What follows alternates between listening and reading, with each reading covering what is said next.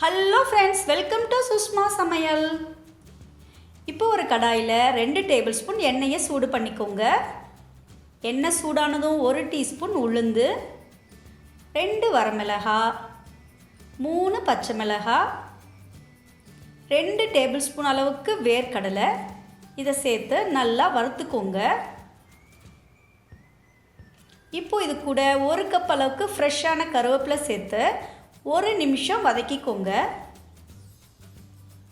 இப்போது இது கூட 1 இன்ச் அளவுக்கு புளி சேர்த்துக்கோங்க. தேவையான அளவுக்கு உப்பும் சேர்த்துக்கோங்க. இதை நல்லா மிக்ஸ் பண்ணி ஒரே 1 நிமிஷம் மட்டும் வதக்கிக்கலாம். அப்போ தான் பச்சையாகவே இருக்கும். இப்போது இதை ஆற வச்சு அரைச்சி எடுத்துக்க போகிறோம். இப்போ வதக்கி வச்ச கருவேப்பிலை கூட 1/2 கப் தேங்காய் துருவல், 3 பூண்டு பல்,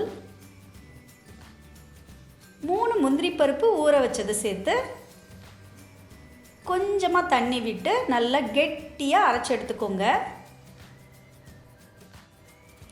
இந்த கருவேப்பிலை நம்மளோட கூந்தல் வளர்ச்சிக்கும் நம்மளோட இம்யூனிட்டி பவருக்கும் ரொம்பவே உதவிகரமாக இருக்கும்.